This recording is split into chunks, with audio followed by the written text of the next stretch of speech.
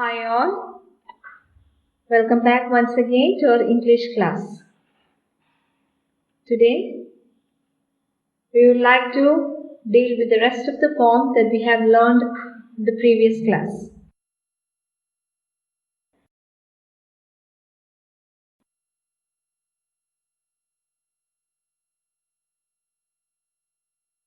The name of the poem is An Elementary School Classroom in a Slum.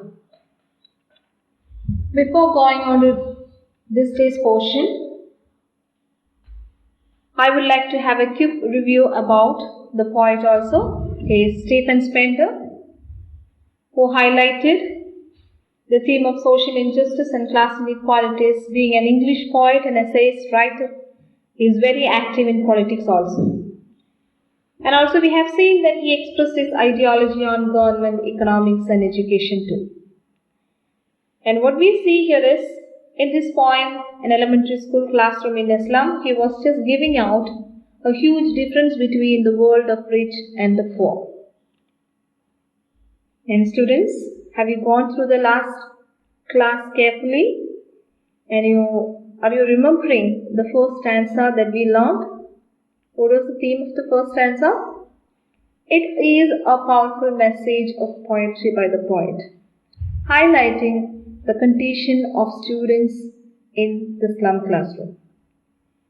We have seen that the slum children are considered to be weeds or unwanted because they are not energetic, they are not hygienic or cared well. Even the facial expression as well as the way in which the students are seated inside the class depicts everything. And they are far away from our nature's bliss too, because they are far from the gusty waves. Now, let's see how the children are depicted in the first stanza. There is epitomizing three children. First one, a tall girl whose head is bent as she is very weak. The second one, a thin boy who is as thin as a paper. He has got bulged eye like that of a rat eager, searching for food because they are starving, isn't it? And there is another boy who has got a disease from his parents. That means he has inherited some disease from his parents. Okay? And that is seen inside this classroom. And these three children are epitomizing, or they are said to be all undernourished, exhausted and ill also. But apart from these children, the poet could see there is a sweet, tender-looking student who sits at the back of the class. And how he seems to be like? He wanted to enjoy his days like a squirrel who is moving from one branch of the tree to another.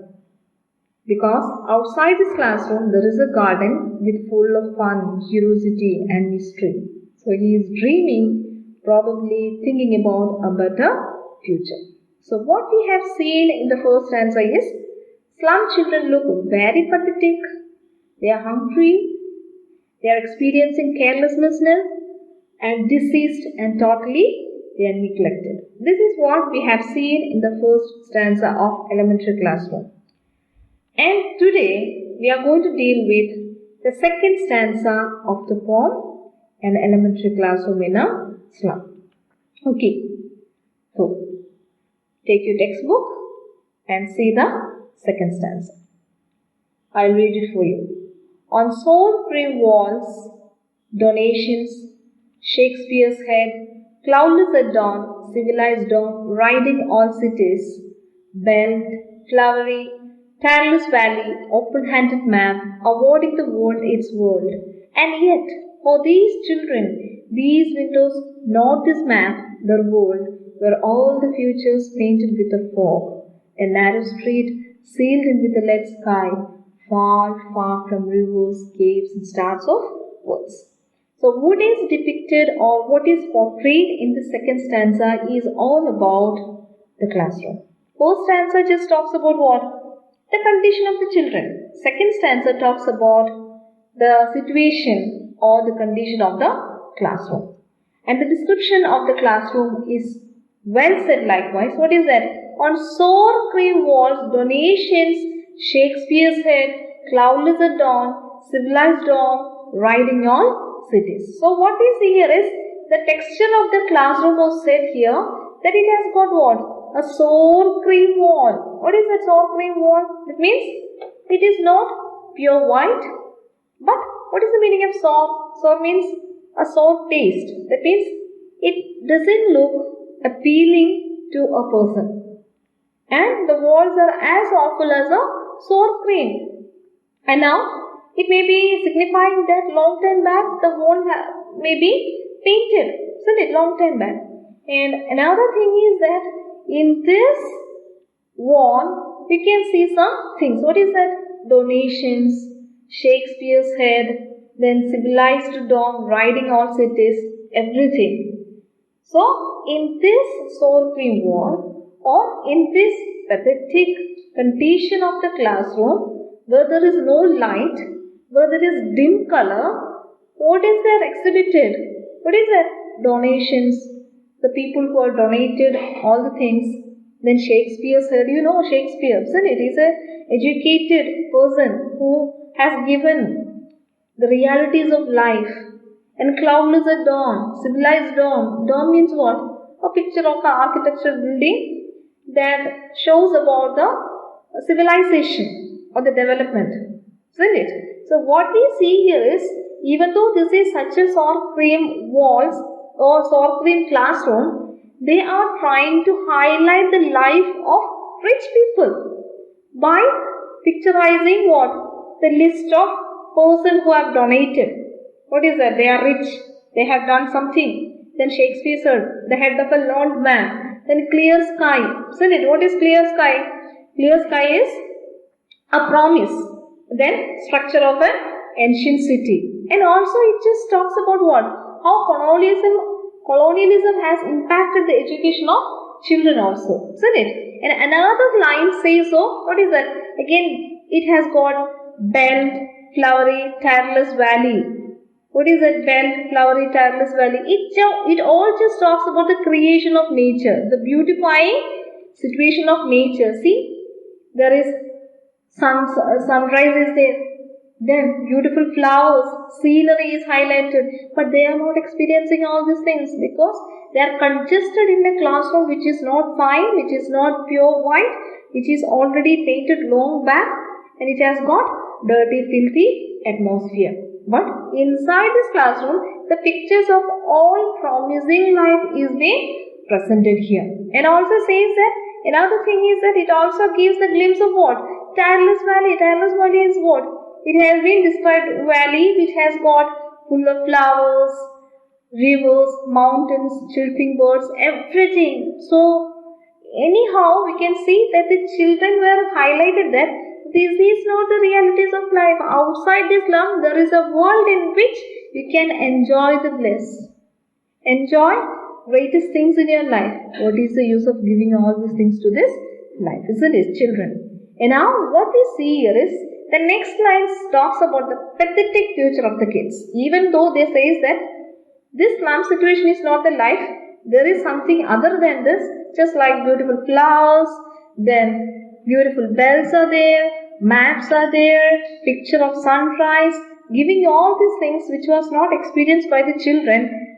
Here the point was now telling that, what is that? The next line says that awarding the world its word, and yet for these children, these windows not this map their world, where all the futures painted with a fork. Now, along with giving the picture of a sunrise, bells, flowers, what is that? Tyrolese valley. There is the picture of what? Oh, open-handed map. You know what is an open-handed map? What is it? It's a map. You know that when we are talking about some developed countries, if you wanted to show that, you can just point it out. This is the place where that, what is it? This is the place where King Lear lived. Isn't it? Just like what he said in Shakespeare's drama King Lear, isn't it? And this is the place where Queen Elizabeth reigned. Just likewise, it all shows about the development and the civilization of different cultures or different countries, isn't it? What culture is there for these children? What development is there for these children? Then what is the use of giving a, what is that, map like this? But what is their map? They won't get anything from this map. They are not experiencing anything good from this map. What is their map? Their map is this one. What is this? This is the window, isn't it? Their map is this window where they are experiencing the world. What is the world they are experiencing? Full of dirt, garbage, filthiness. And that's why the poet says that where all the futures painted with a fog. Fog means there is not a clear path that they can see a bright future. And he was trying to show that, okay, the actual realities of their life, isn't it, is a false vision given by the colonizers. By showing what? By showing the open-handed map. So the pathetic future of the kids were highlighted by Stephen Spencer by telling that you cannot make these children learn and enjoy things in a sour cream wall by providing the picture of Shakespeare, by providing the picture of Tyrolese Valley, then by providing the picture of a beautiful scenery, by providing the picture of a colorful place or a valley where you can just enjoy the creations or the nature's bliss. And also, you can't say that this is the place where you can go and enjoy your blessed, because these children do not ever experience all these things in their life unless a path will be open to them. Otherwise, their map will be the window of the classroom where they see the filthiness outside their slum, or through the window they see the slum situation. Okay? And also, the poet says that why their future is bleak, why the future is in such a pathetic situation. What is the reason? The next two lines says that a narrow street sealed in with a lead sky, far, far from rivers, caves and stars of wars. What is that? Here it says that why it is said so here is because these people were locked up within what? A narrow street sealed in with a lead sky. Lead sky means where there is no bright sunshine, where they can't experience the heat of the sun properly, because maybe this slum is situated very near to an industrial place where they are totally covered up by walls and they are not experiencing any bliss of nature, just like trees, just like field, then what is it? Wind or bright sunlight, good air, good atmosphere. Nothing is being experienced by these children. So that's where it says that why the future is bleak. Why can't they see their future in a bright manner? Why it is said that they are painted with the future is painted with a fog? Because they are sealed in, they are closed up in a narrow street, and they are far, far from where? Far, far from rivers. You know that rivers, that is a beautiful streams. When streams are flowing, you can just enjoy a good hygienic situation in your life. Caves and stars of words. Stars of words here means what? Education. Okay? So these children has been taken away not only from nature but also by not giving proper education. Okay? So anyhow, this stanza highlights the situation of the classroom, and the poet was trying to say that definitely all these things which are highlighted in the classroom are the symbols of the world that has ensured the children that they will remain in poverty. Okay? And also it says that nothing can do with bell, flowery, Tyrolese Valley. What is that? Only what they are experiencing. Foggy, narrow street with a lead sky. That's why the poet says that the future is bleak, unknown and dreary. Okay? So they are trapped by what?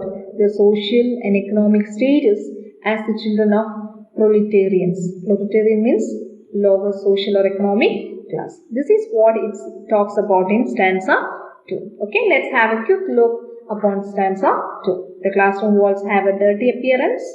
On the walls are displayed the names of the people who have given donations. Shakespeare, with the background of a clear sky at the time of sunrise, is also given. Then the picture of Tyrolese Valley with the beautiful flowers presenting a world of heavenly splendor is highlighted. Then there is a map revealing the world, but which the view from the classroom's window is foggy and harsh. And that represents what? A dark and bleak future with no hope for amelioration. Then we can see that their eyes can only view a narrow road which is closed with a dull sky.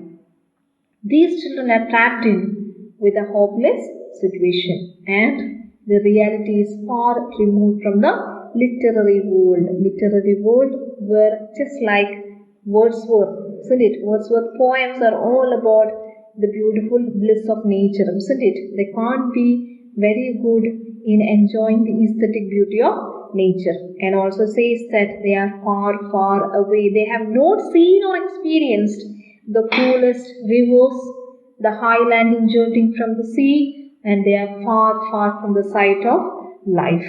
That is from education 2. This is what you can see in stanza 2. Okay, students, I hope you understood what we have mentioned in stanza 2. Okay.